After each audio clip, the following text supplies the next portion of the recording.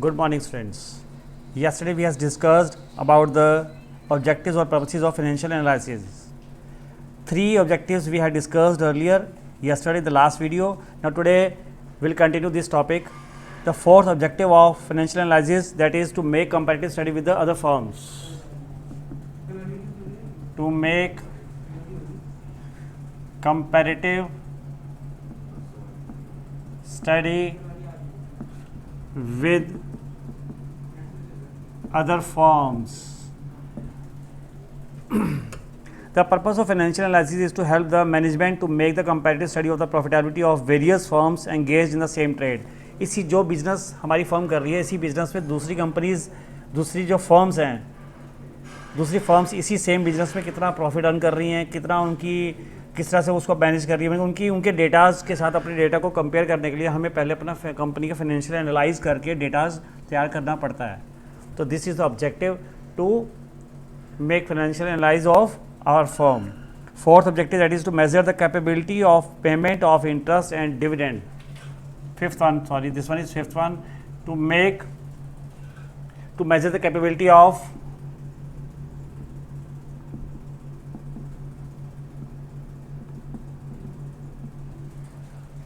payment of interest and dividends.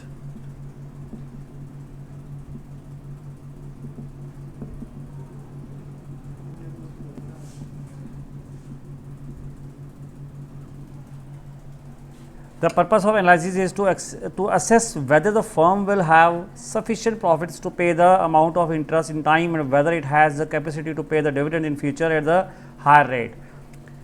हम अपनी company का, अपनी फर्म को फाइनेंशियल एनालाइज, जो हम फर्म का फाइनेंशियल एनालाइज करते हैं, वो एनालाइज सिर्फ इसलिए किया जाता है कि हम अपने आप को चेकआउट कर सकें कि क्या whether we are capable to pay the dividend in time. क्या हम डिविडेंड अपने शेयर होल्डर्स को, प्रेफरेंस शेयर्स को, equity shares, types of shares हैं, सभी शेयर्स को हम क्या टाइम पर डिविडेंड पे कर पाएंगे, क्या अपने हम डिवेंचर होल्डर्स को इंटरेस्ट पे कर पाएंगे, और इन केस अगर आने वाले टाइम में ये रेट ऑफ इंटरेस्ट बढ़ जाता है तो हम क्या कैपेबल हैं सब पे करने के लिए. तो उसके लिए हमें पहले क्या करना पड़ता है, financial analyse. This is also objective. तो next objective that is to identify the trend of the business. To identify the trend of business.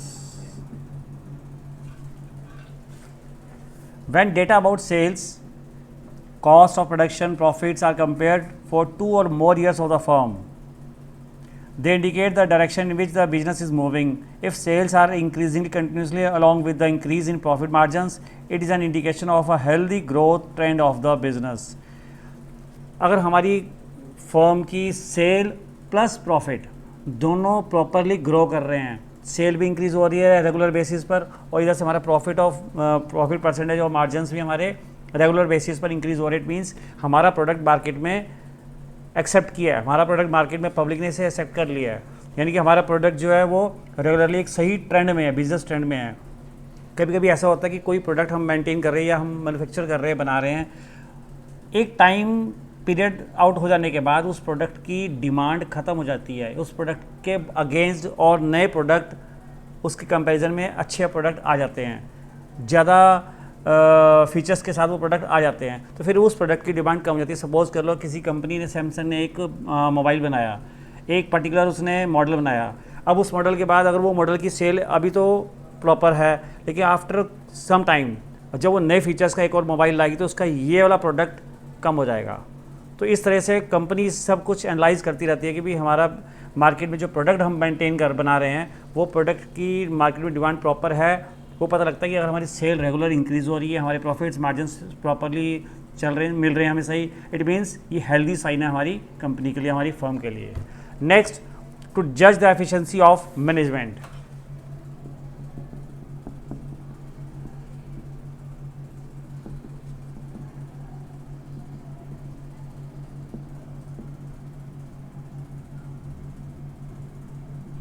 Yes, in this point, the purpose of financial analysis is to judge that the financial policies adopted by the management are proper or not. For example, if the actual ratios calculated on the basis of financial statements are in accordance with their standard ratios, the policies of the management may be said to be proper. ये हम management की efficiency को जज करना होता है, अगर हमें तब भी हम फाइनेंशियल एनालाइज करते हैं कि वेदर हमारी जो मैनेजमेंट है वो प्रॉपर पॉलिसीज़ को अडॉप्ट कर रही है या नहीं कर रही। प्रॉपर पॉलिसीज़ को अडॉप्ट, एक स्टैंडर्ड पॉलिसीज़ जो होती हैं उनको अडॉप्ट करने के साथ साथ अगर हम अपना मार्जिन और प्रॉफिट और सेल रेगुलर बेसिस पर मेंटेन कर पा रहे हैं, इट मीन्स हमारी मैनेजमेंट सही पॉलिसीज़ के साथ सही डायरेक्शन में चल रही है। Next, to provide useful information to the management or financial in the last in this topic we wind up in this topic with the statement that कि लास्ट में हमें ये भी हम कह सकते हैं कि ये सारी फाइनेंशियल जो एनालाइज करते हैं हम इनको, इस डेटास को मैनेजमेंट अपने पास सिक्योर रखती है। इन फ्यूचर या इन बिटवीन हमें कहीं पर भी अगर किसी डेटा की ज़रूरत पड़ती है तो उसे हम यूज़ कर सकें, तो मैनेजमेंट अपने इंफॉर्मेशन सारी अपने पास प्रोवाइड करके रखती है जिससे कि हम कभी उसको यूज़ करना पड़े तो हम कर सकते हैं। Now come to the topic that is limitations of financial analysis.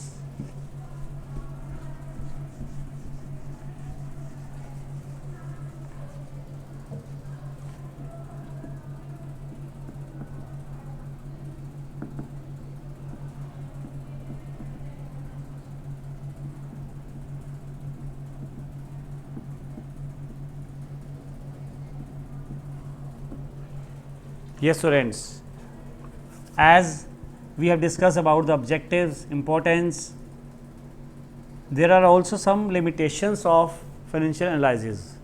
कुछ इसकी limitations भी है जो हम financial analyze करते हैं, इसकी कुछ limitations भी हैं। Number one, that one is limitations of financial statements. इस financial analyze के अंदर first this is limitations of financial statements.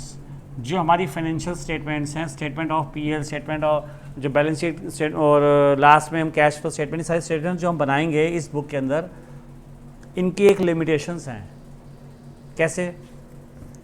Financial analysis is based on the financial statements but the financial statements themselves suffer from certain limitations like sometimes the information given in financial statements are incomplete and unauthentic. कई बारी कुछ cases में ऐसा होता है कि जो हमें इंफॉर्मेशंस हमारे पास हैं जो हमने फाइनेंशियल स्टेटमेंट बनाने में यूज़ किए हैं, वो इंफॉर्मेशंस ही हमारी कैसी होती हैं, अनऑथेंटिक और इनकम्प्लीट इंफॉर्मेशंस हैं। उन इनकम्प्लीट इंफॉर्मेशंस के बेसिस पर हमने स्टेटमेंट तो तैयार कर ली, तो स्टेटमेंट भी एक 100% कन्फर्म नहीं मानी जा सकती, 100% उसको करेक्ट नहीं मान सकते। तो किसी तरह से जब तक हमारे पास इंफॉर्मेशन अगर इनकम्प्लीट और अनऑथेंटिक है तो यही स्टेटमेंट की एक लिमिटेशन है कि जो हम एनालाइज कर रहे हैं उसमें लिमिटेशन आ गई क्योंकि स्टेटमेंट ही प्रॉपर नहीं है। अगर स्टेटमेंट प्रॉपर नहीं तो फिर एनालाइज प्रॉपर कैसे होगा?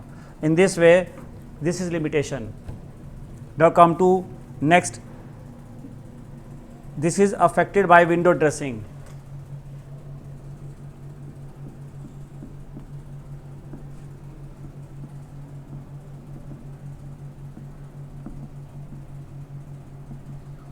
विंडो ड्रेसिंग, ये स्टूडेंट्स फाइनेंशियल स्टेटमेंट जो है विंडो ड्रेसिंग से भी अफेक्ट होती है। कैसे? Some firms resort to window dressing their financial statements to cover up bad financial informations on the eve of accounting date. Accounting के समय पर कई बार कुछ बैड इंफॉर्मेशंस को फर्म उसको छुपा लेती है, उसको कवर अप कर लेती है। कुछ ऐसे स्टेटमेंट्स के साथ उसको कवर अप किया जाता है कि जो कि देखने में तो हमें ठीक लगेगा भी सब सही है, लेकिन there is some window dressing in the balance sheet और स्टेटमेंट्स। उनके अंदर कुछ ऐसी विंडो ड्रेसिंग एडजस्टमेंट्स की होती हैं जो हमें नहीं पता लग पाती, जो जैसे हिडन्स होती हैं। सपोज़ एक एग्जांपल दे रहा हूँ, सपोज़ कर लो कि जैसे हम बैंक में लोन लेने जाते हैं तो स्टार्टिंग में हमें कहते हैं कि 10% रेट, लोन का रेट इतने % होगा, ये अट्रैक्टिव रेट है, बहुत कम रेट है। लेकिन वो क्या करते हैं, इसके पास की this fee, processing fee and this and that so on, hidden charges बड़े सारे होते हैं जो हमें बाद में पता चलते हैं। इन द सेम वे जब ये विंडो ड्रेसिंग करने के बाद बैलेंस शीट तो हमें अच्छी लगेगी, देखने में ठीक है, सब ओके है, लेकिन there is some window dressing in this जो कि हमें बाद में पता चलती हैं कि वो क्या क्या उस एडजस्टमेंट्स बीच बीच में कर रखी थी। This is only example bank loan to clear the meaning of window dressing. Now come to next third point. Do not reflect changes in price level. do not reflect changes in price level. Students, financial analyse करते समय ये एक limitation है कि listen me first, figures given in financial statements do not show the effect of changes in the price level. As such, comparison of past year figures with current year figures may lead to misleading conclusions. For example, कैसे? If sales in 2019, a firm sells 10,000 meters of cloth for rupees 10 lakh. Suppose last year firm ने 10,000 metre कपड़ा बेचा 10 lakh rupees का. अब this year also firm ने बेचा 10,000 meter same quantity 15 lakh rupees का. तो लास्ट ईयर की sale that is 10 lakh rupees, but now this is in this current year the sale is 15 lakh. हमारे डेटाज में रिकॉर्ड में सामने ये आ रहा है कि हमारी सेल 50% ग्रो कर गई, but no, this is only price effect.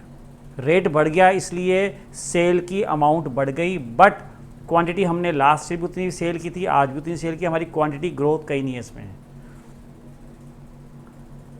So this price level changes do not reflect in this is a limitation of financial analyse.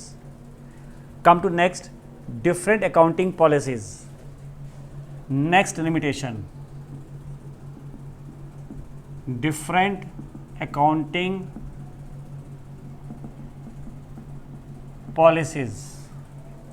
Yes, listen students, if two firms adopt different policies, the comparison between the two will be unreliable.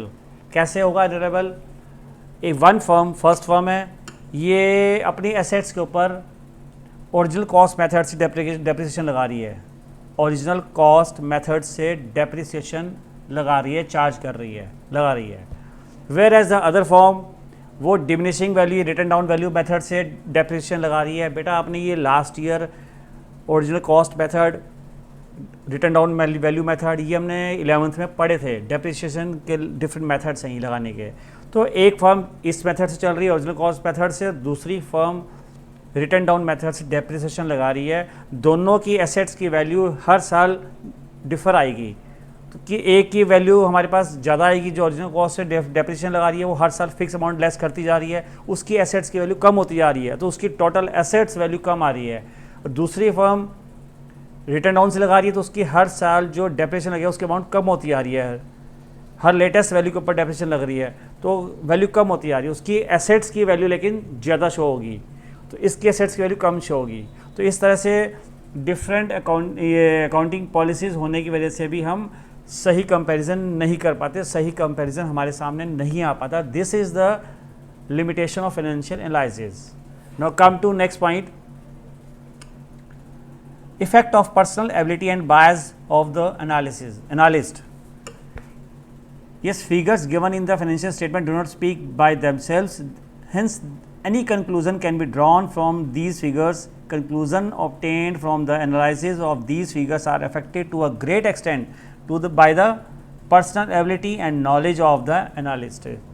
जो analyst होता है, जो एनालिज करता है, जो analyse करता है, जो एनालिस्ट है, उसकी अपनी सोच पर ज़्यादा इफेक्ट होता है कि उसकी सोच कैसी है, वो किस एंगल से उसको डेटाज़ को देख रहा है. डेटाज़ अपने आप तो बोल नहीं रहे कि हम बैड हैं या पुअर हैं, हम ये जैसे भी हैं, लेकिन डेटाज़ को किस नज़रिए से देखा जा रहा है वो एनालिस्ट की सोच पर भी डिपेंड है.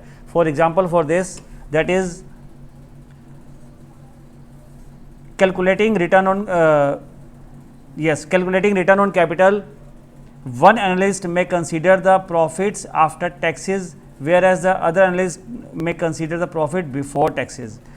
अब रिटर्न ऑन कैपिटल हमें अगर जज करनी है, एक एनालिस्ट है वो रिटर्न ऑन कैपिटल एक फर्म की चेक कर रहा है, लेकिन वो कैसे कंसीडर कर रहा है, प्रॉफिट बिफोर टैक्सेस को, उस प्रॉफिट को जो टैक्सेस से पहले का प्रॉफिट है उसके साथ कंपैरिजन कर रहा है वो. दूसरा एनालिस्ट है वो उसी फर्म की, सेम फर्म की, अगर वो रिटर्न ऑन कैपिटल निकाल रहा है वो प्रॉफिट आफ्टर टैक्सेस निकाल रहा है. एक प्रॉफिट बिफोर टैक्सेस जज कर रहा है रिटर्न ऑन कैपिटल, दूसरा एनालिस्ट रिटर्न ऑन कैपिटल कोई जज कर रहा है लेकिन वो कैसे निकाल रहा है, प्रॉफिट आफ्टर टैक्सेस. तो प्रॉफिट बिफोर टैक्सेस और प्रॉफिट आफ्टर टैक्सेस में भी दोनों की वैल्यूज़ में दोनों की रिटर्न ऑन कैपिटल डिफरेंट आएगी। तो जबकि फर्म एक डेटाज एक value same, but two different analyst का सोचने का और देखने का नज़रिया डिफरेंट हो सकता है। तो this is limitation. Now come to next, lack of qualitative analysis.